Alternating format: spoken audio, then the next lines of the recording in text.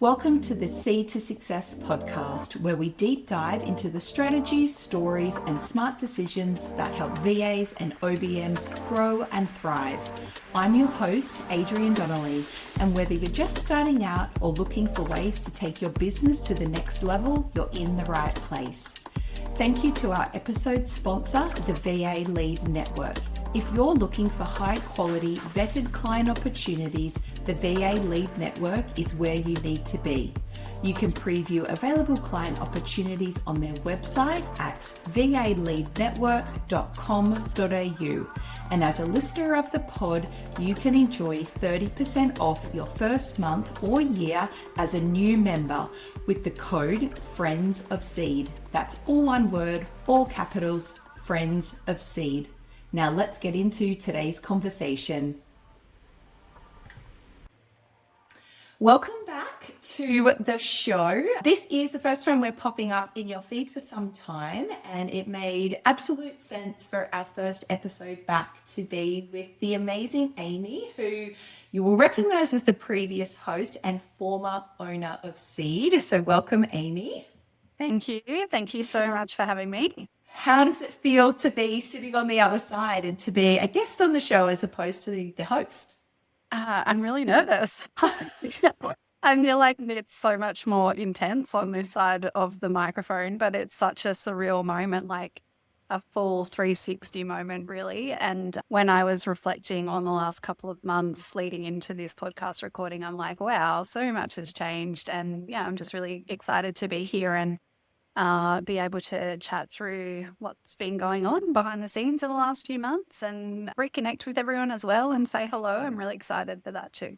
Yes, well, you're very much missed, but you're obviously still very heavily involved in the community. So you mentioned obviously a lot has changed in the last few months. So I guess it's a great place to start if we sort of give context to the listeners and the viewers on why we're in opposite sides of the seats and how this whole change in ownership of Seed sort of came to be.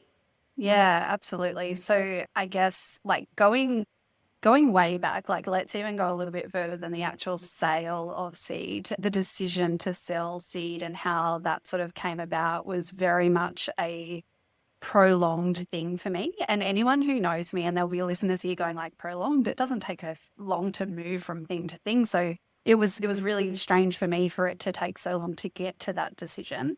But also I very much needed to know that it was the right thing to do. Obviously it was huge. It was life-changing.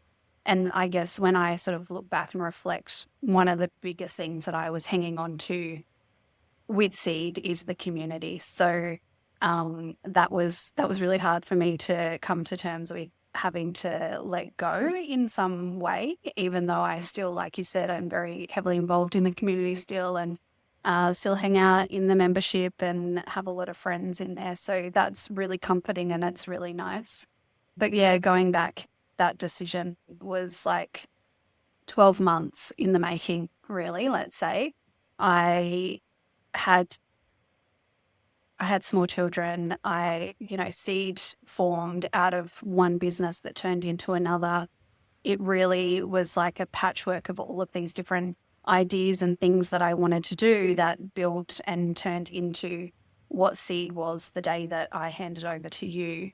And it becomes part of your identity, I guess, when you build something from scratch like that. So it's such a big thing to move on from that.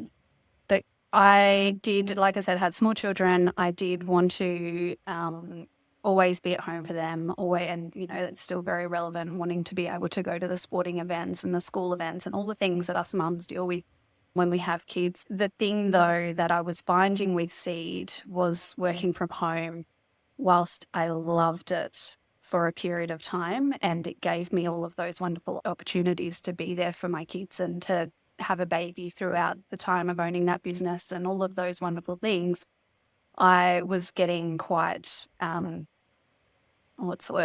quite sick of, for lack of better words, my own four walls and not having an outside escape from that. So I found myself really missing that in-person connection. Again, like we've gone through having babies, gone through COVID, all the things that like isolate you as a human being, essentially.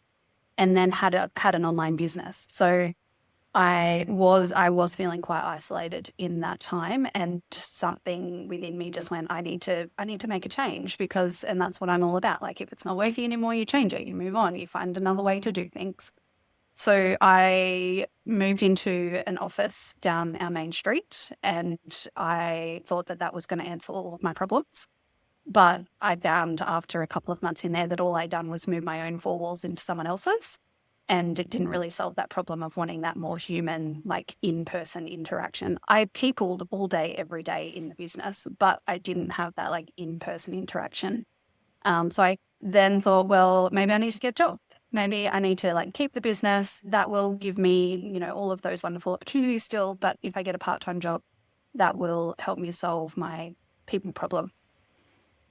So I applied for a job and I got the job. And then I was going to start the job and I quit on the Friday before I started. So I quit before I even started the job because I was like, no, this is not it. Like, it's not it. It wasn't feeling completely aligned. I thought it was going to be the answer once again, but it wasn't. So those kind of pieces, I guess, or those stepping stones then led me to the realization, well, maybe this isn't for me anymore. Maybe I'm looking for something else. And what that looked like was very blank at that point. I'm like, I don't know what it is. I don't know how to solve this, but it's something. There's something missing and I need to fix it. So then Nat and I, most of you will know Nat. Nat was my VA and she's my good friend. And we, every conversation, she knows everything about me. I know everything about her. We're very, very close. We were sitting there having a chat one day and I'm like, all right, my life's in turmoil. What am I doing with my life? And we come up with the idea to start the Social Hub, which is our business now, together. And that was then ultimately the way that I was going to, and Nat also was feeling a little bit how I was feeling. And I was probably bouncing my energy onto her as well. But I then was able to get that human interaction because our business is front facing. We have a shop front. People walk into us. We have meetings, but they're in person. It was going to enable us to utilize the skills that we'd gained and learnt in Seed and previous businesses as well through marketing and social media and websites and all of those wonderful things. And it was also going to allow us to continue in the community that Seed was, because it wasn't completely left of field of what everybody else is doing in there. So we're still very relevant, and kind of then again another 360 moment went from being the advisor, being the coaches, being the founders and the leaders, to being like putting ourselves in there and being part of that community and getting back on the tools essentially, which has been interesting and fun and all the things as well. So yeah, just for context, that's kind of like the journey that I went on, I guess, in coming to the decision to sell Seed and the prolonged decision that was over that 12-month period. And then when I got to that decision, I needed to find the right person to take it over. It wasn't something that I was willing to throw on an online business marketplace and let anyone take over. So I was very prepared for that to take some time to find the right person. And thankfully, it actually didn't take too long. And I was able to reach out to you and initiate those first discussions that led us to where we are today. Yeah, that 3 a.m. email back in August feels like in August 24 feels like a very long time ago now. But yeah, it also in other ways feels like it was just yesterday that we started those conversations. So had you sold a business before in your experience, or what are the steps that someone takes when they think, okay, it's time for me to sell this business? Who do you start talking to? Where do you go if you've not sort of navigated that process before? Yeah, so I definitely had never sold a business before, so it was all very new to me. And the first thing that I knew that I needed to do was get the right people in my corner. And really, I guess like initially it was like the conversations with myself and making sure that I was fully comfortable and confident to proceed with doing that. And then it was conversations with like Mick, my partner, Nat, obviously, those key emotional people that I was going to need in my corner to make such a big life-changing decision. But then the really practical and strategic people like an accountant, a lawyer, and business broker, having those people that are able to act, because I'm like, it's so funny being an online business is not an asset as such. It's not something that is a tangible physical thing that you can go and get valued and sell. So I was like, I have no idea, like no idea how much this thing is worth, but they were able to look at things like the recurring income, the branding, the website, the portal, like all of the different things that are not physical things, but they are valuable things for someone to come in and take over. And having that business fully established and reputation fully established it was really comforting to know that I had a saleable asset. I had built a saleable asset. And yeah, they were kind of able then to direct me through the steps of having those conversations, getting those contracts built out, and getting the valuations and everything done for that.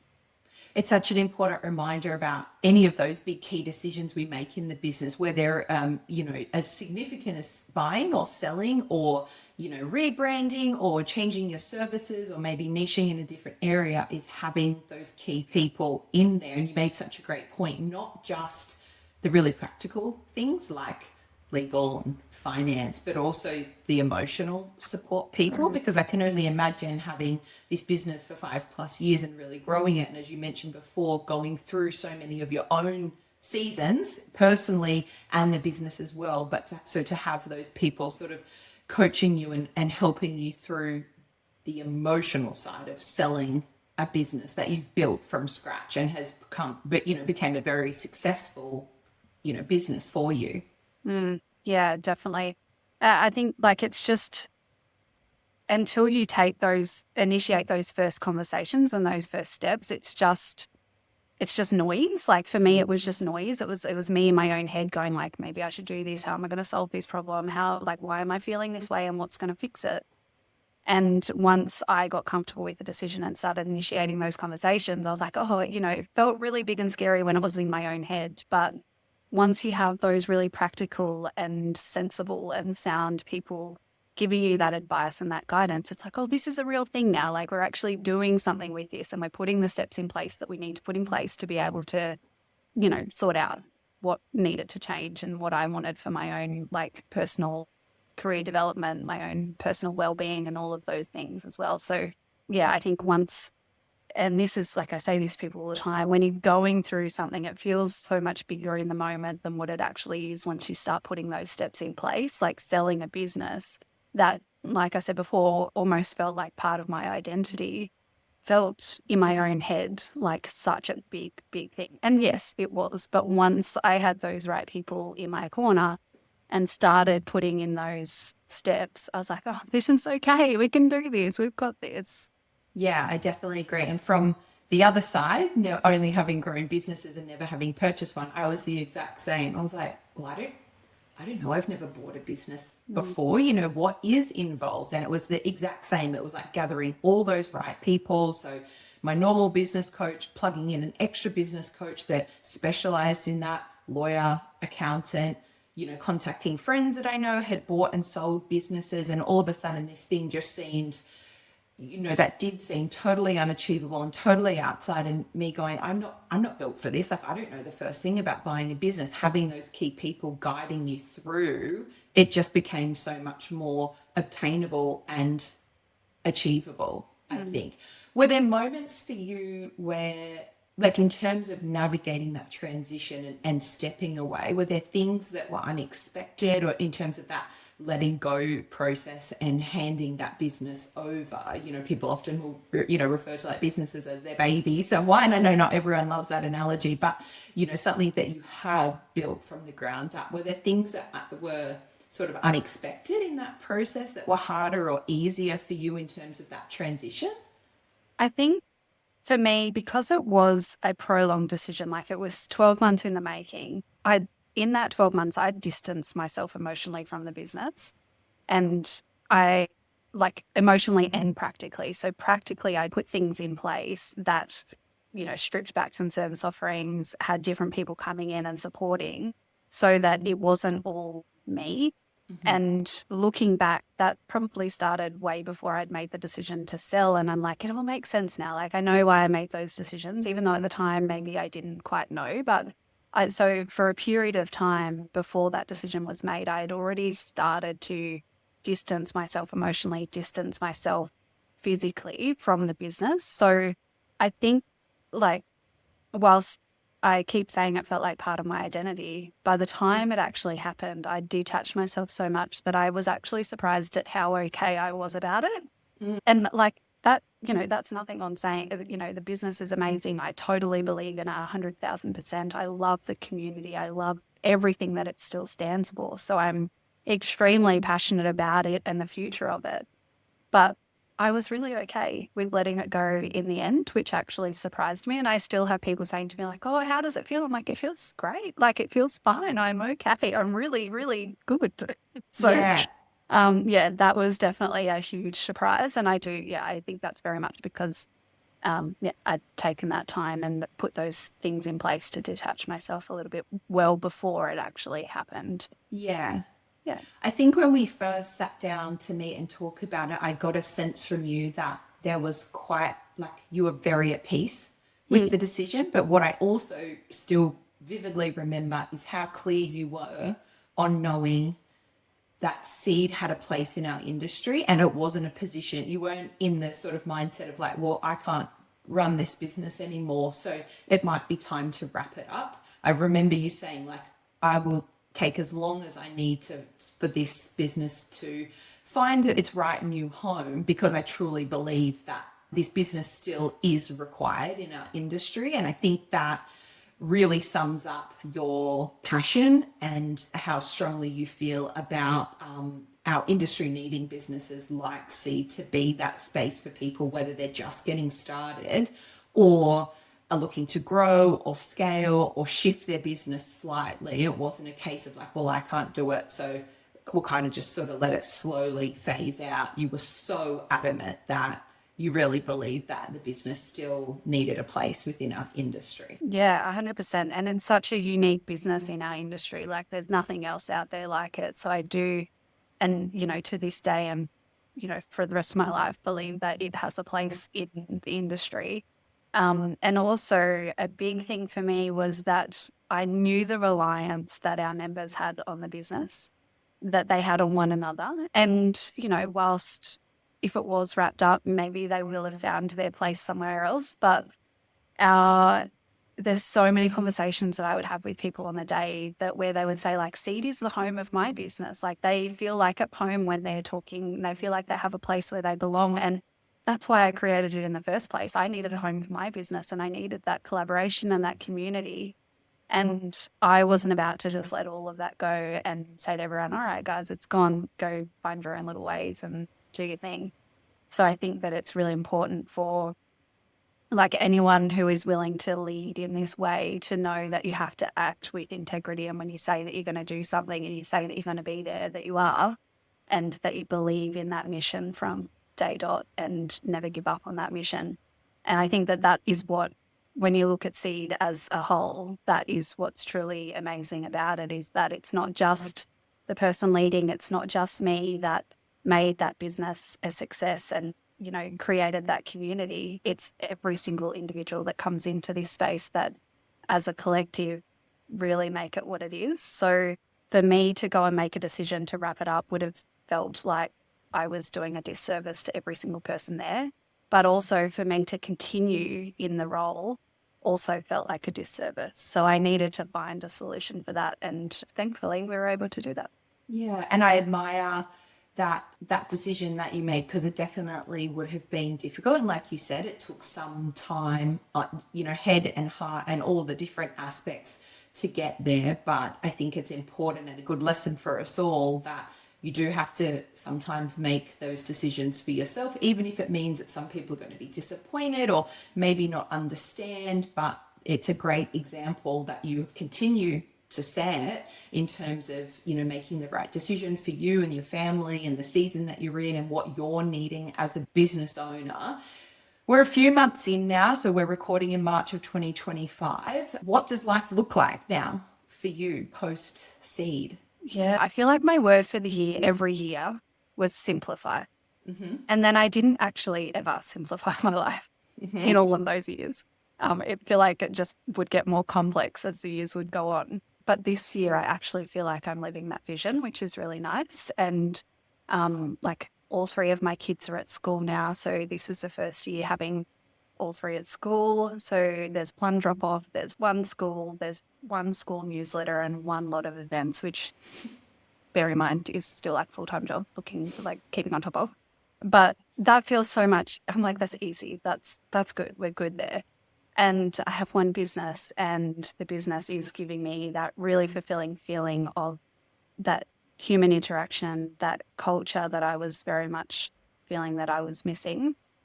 But I still have the flexibility that I've always wanted and had with my kids. So that's, ticking boxes all over there, which is lovely. So yeah, it feels really simple. It feels really easy. I don't, for the first, and this is actually a really interesting sort of thing that I like, mindset thing that I've come to as well over the past couple of months. When I've had Seed, it gave us so many opportunities. It allowed us to travel whenever we wanted to, pick up the laptop, go wherever we wanted. I could work on the road. It allowed me to dream about living on the beach, being able to move somewhere and live somewhere else and do whatever we wanted whenever we wanted. But I actually look back and I'm like, for the first time in 5 years, I have a storefront and clients that rely on us being here locally. Yes, I can still pick up my laptop and leave anytime I want to, but I feel really content with where I am, location based. Like I never thought that I would love living where I live.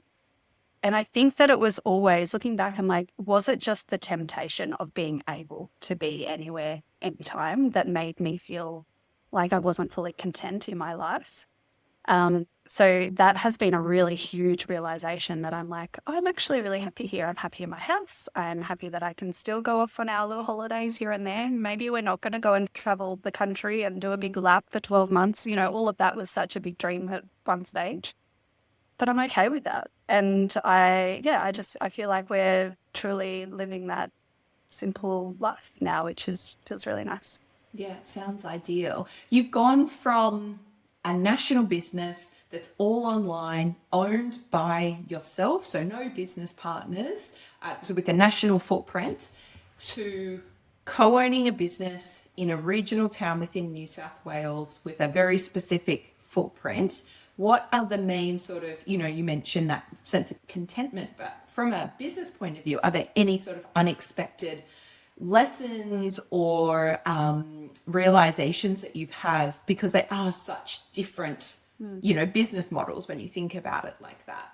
Yeah, massively different. I think, and not all positives, but like the feeling of the unexpected ping, like when people sign up to the membership or they purchase a course and you go like, that was that, I don't know how to explain it, but that feeling of like, oh, this is working, and like people are continually enrolling, and it kind of, that then fed your drive to keep going. Yeah, a little adrenaline boost. I get Yeah. that. Yeah. So you're like, 11 o'clock at night and you're like, oh, someone just signed up to the course. That's amazing. Like I get to help another person create this dream now. And like financially, obviously, it's great to have that passiveness in your income. To now our income is completely reliant on the services that we offer directly. So being on the tools and not having that ability to completely scale beyond those time constraints that we have. So that's been a challenge to get used to that again. And yeah, I think just the nature of the business is so different. Like it's really hard to compare the two. But yeah, I would say that would be probably the biggest challenge so far, has been trying to work out, well, and without going into building a course or starting a membership and like recreating the thing that we've already created, how can we scale this business beyond our hours? So that's sort of like a challenge that we're currently navigating, is like, what's next for this business? And I know that because of the way that I am, that it's not going to be enough soon, and not so much financially enough, but like enough to keep my brain active, to keep me motivated. I need that change, and I need that variety all the time. And I always say to people, like, I've got a 5-year expiry on just about everything, except for my partner and my kids. Like Lucky it wasn't for your partner because you waited a long time for that ring, Amy. Yeah, I know. I waited 3 times up. But yeah, like there's going to have to be a next thing, a next evolution. And when I look back at the businesses, I'm like, my very first business was a VA business. Mm-hmm. And then I started Seed from that. And then now we've got the social hub. And I'm like, none of them are completely different. All of them are just different variations of the same thing. So who knows what's next? But that's something that we're currently navigating as a challenge is like, how do we build this business and continue to build this business by keeping it exciting for us and also financially being able to scale the business too. There is some very clear through lines between those 3 businesses that you've owned on your own or co-owned. So for those that don't know around the social hub down there in Young, do you want to tell us a bit more about the work that you and Nat are doing and how you're supporting your clients and the kind of businesses that you're working for? Yeah, for sure. So we are doing social media management, building websites and doing a bit of design work as well for local businesses. We have like an ideal radius of around 40 to 50 kilometers from us. And that's not saying that like it can't be done virtually, but we're not wanting to, that's not the point of our business. Our business is very much has a local focus. So we go out, we meet our clients on site, we take content on site. They come in and have conversations with us and sit at our desk. And I know it feels a little bit like a backward step from where we are in the 21st century in 2025, but living in a regional town and the conversations that we're having with clients, I'm going to say like 99% of them would not have engaged a service provider virtually. Don't get me wrong. I know that I'm talking to a virtual community and I know the value of that. The downfall for us is that it costs a lot more to run a business in a bricks and mortar way. Like we have to pay rent and we've got overheads and we've got electricity and we've got all the things that you guys don't have to pay for virtually. So yeah, but I do know in the conversations that we've had with our clients, there are many, I'm going to say almost all, have come to us because they can walk into our front doors and have a conversation with us. So this is where my brain goes like all crazy. I'm like, oh, there's so many opportunities. Like we could open up regional hubs. We could have like the social hub in other regional centers and like people in small regional towns love face-to-face contact. Yes. They love supporting local. So I know very clearly that they're going to walk in and support us because we have a local presence over going and working with someone externally, because they have that, or a lot of them have that value of working and supporting locally. So it does work and it's worked really, really well for us. And it's not something that you see in every town that you walk past, having a social media studio and a website studio. But yeah, it's working really well. So it's amazing. I don't even remember what question you asked me. I'm asking about the services of the business, but I think it's a great example to show that even in 2025, where, you know, we've never been so connected in terms of technology and systems and the way that we can work and servicing people from all around the country and the world that we've never met before, it's a great reminder that nothing really beats that human connection, which is why, you know, even with Seed now, we're trying to focus more on, you know, state-based communication and organizing meetups in those locations. I know if I'm traveling for other client work in my, you know, my main VA business, I'll let the VAs know within the Seed community that I'm going to be there, and so do others, because we love the connection that we have virtually, and it does a really great job of keeping us all connected and not isolated and all of those great benefits that it has. But I think it's great to acknowledge that there is still, for a lot of people, that desire for in-person connection, whether that's socially, business-wise, employment-wise. I don't think that will ever fully go away. And it's great to know that there are still businesses out there that are preferring that option. And then I guess because of your background running 2 virtual businesses, there is that opportunity to start to educate them that if you do decide that you're going to go and live out on the beach, they know you've got that rapport, and then, you know, you could move to a hybrid model or something like that, but that rapport's already been built. And it's almost like that chance to educate them that if they ever did want to go down that virtual path, it is possible for them, and just start to maybe slowly introduce that idea if they're open to it. Yeah, absolutely. And I mean, once like moving on from our initial discussions with clients, and if they, if we're doing content for them and seeing them once a month, everything else is done virtually. Like we still very much have the opportunity to, like I was saying, go for 2 weeks, and our clients wouldn't even know that we weren't here half the time, because we do, other than those initial conversations that we have with people and the content creation, everything else is done online with them. So yeah, I guess you could call it a bit of a hybrid model already, the way that it is. And there's so much value in having that opportunity to be able to do both too. You are so known within the industry, the VA industry, as someone who is very passionate and a very successful creator of community, and someone who sees the value in that community. It sounds as though, you're already continuing to do that in your new business. What do you think is the key to that success in terms of really being known as someone who is a really strong advocate for communities and places so much importance on community?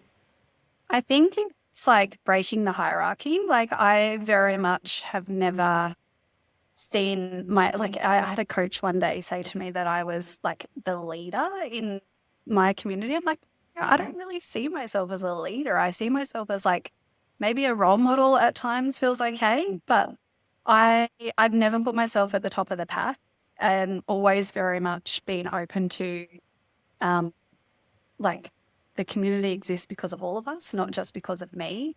And I think I embody that in a lot of things that I do, not just professionally, but also friendships and relationships too. I think that we all have value to add to the plate, and not one single person should be the driver of those groups. And, that's what I see every day in the seed community and that's very much the way that I wanted that community to be, was to give people that space and that confidence and the ability to speak their opinions and to bring forward their expertise and to collaborate in a way that feels really nice, without it feeling like there was an expectation to come through me first, or that, I never want anyone to feel like, oh, but I wonder how Amy would feel about that, or maybe I should not say this because I'm not the owner or the founder or the leader or whatever you want to call it.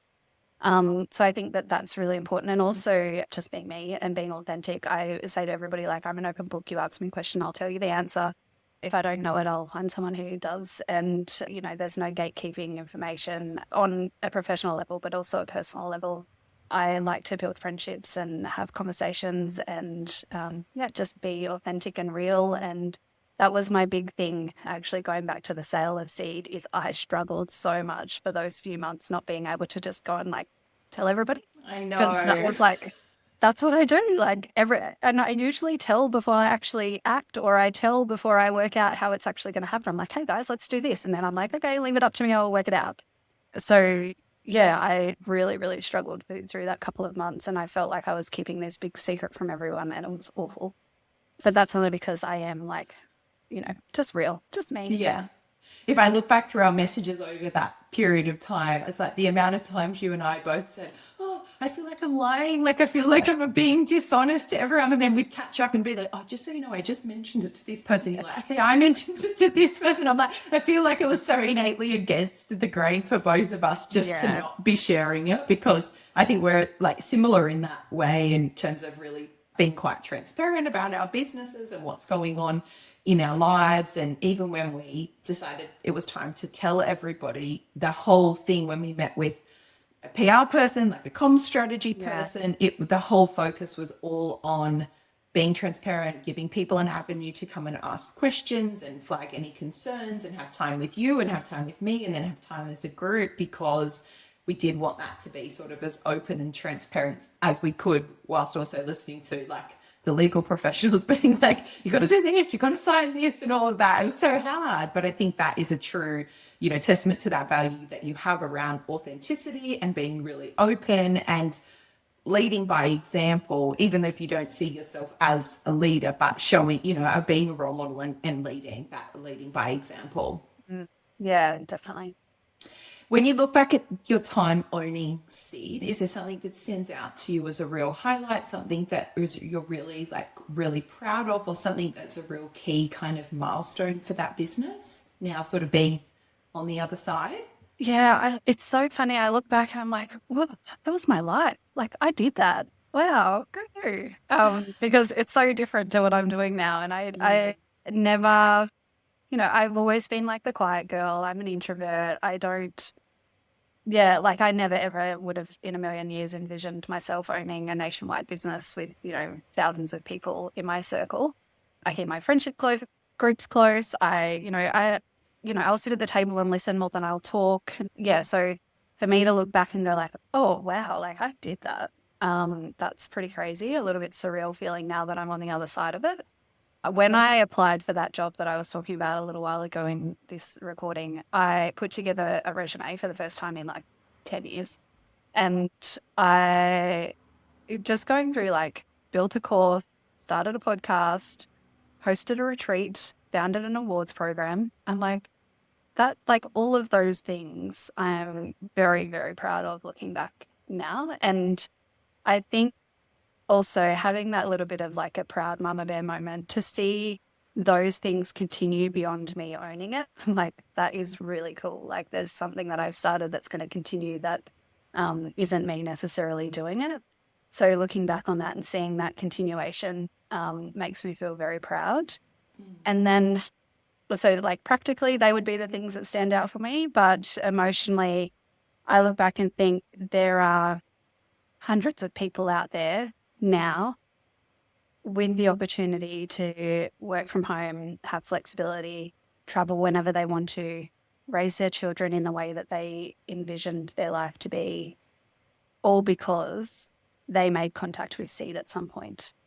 And that tops it all. It's pretty amazing to think of that, and also the flow-on effect that has on their lives, their families, their communities, the Australian economy. It's massive.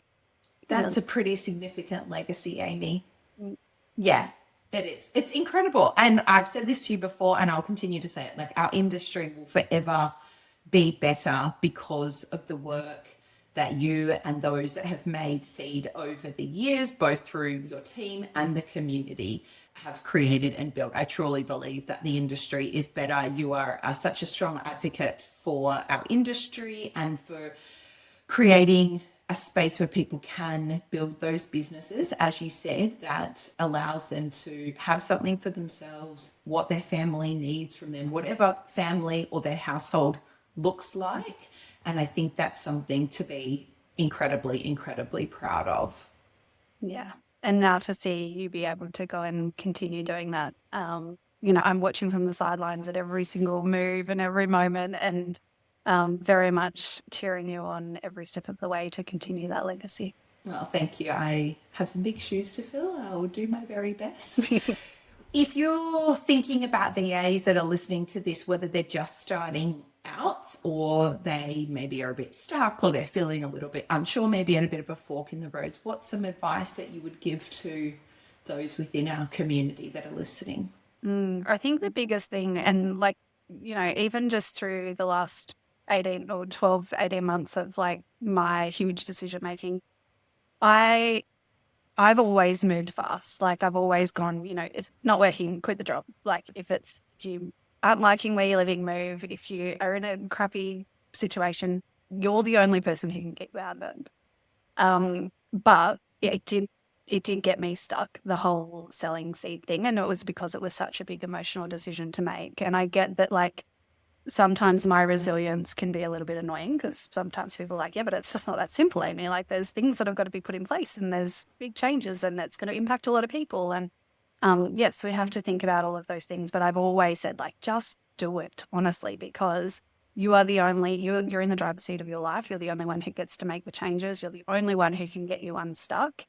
And in your own mind, when you're creating that noise for yourself around, should I do this? Shouldn't I do this? What if it works? What if it doesn't? Who is it going to impact? Who is it not going to? What does this mean for my life and my future? It is so much louder when it's in your own brain and your own mind than what it is when you actually do it. And there are hundreds of people out there doing it that are proof of that it can be successful. You can, and its version that it starts with won't be its version forever. It will always evolve and change. but you're the only one who gets to do that. So yeah, I think pop those Nike shoes on and just do it. I love it. What a great way to wrap up. I love it. I love a little tagline. If people are missing you and want to keep following on with your business journey and what's happening in your business, where's the best place for them to connect with you and stay in contact with you? So we're mostly on Instagram for the social hub. So we're just at the social hub _ I think I'll have to clarify that. Young. And you can connect with us on there. Another funny thing around Seed and this like owning an online business and everything is I was very much an oversharer on socials, and very much like, I think because I was on there all the time, I was on my phone all the time, I was on socials all the time. Now we do social media as a job. I'm not on social media for myself really ever. Like I just have no interest in it anymore. So that could be a phase or it could be forever. I'm not really sure, but yeah, so there's no point really following me personally because there's nothing to see here, people. There's nothing to see. But yeah, so the social hub _ young is our Instagram. That's the best place to go. We've got a website, but you don't really need that. And yeah, feel free to just drop me a message anytime you like. If you're in the Discord chat, then I'm always open to having a chat with anyone. Yeah. And if you're in Young, make sure you pop in and see the girls. Keep an eye out for their roving vacuum that can be found running down the streets of Young from time to time. And it's been so nice having you back on the show, albeit on the other side of the microphone. Thank you again for coming on, and again for everything you have done for our industry. We are cheering you on, and we're so glad that you're still in and around our industry, and looking forward to seeing what's next for you and Nat. Thank you so much. Thanks for having me. Thank you for listening to another episode of Seed to Success. Make sure you're following along so you never miss an episode. If you have friends in the VA or OBM space, feel free to share this episode if you think they may get something out of it too. A very special thank you to today's sponsor, the VA Lead Network. For more information about their amazing business, head to valeadnetwork.com.au and make sure you check out the episode description for a very special bonus from our friends at the VA Lead Network.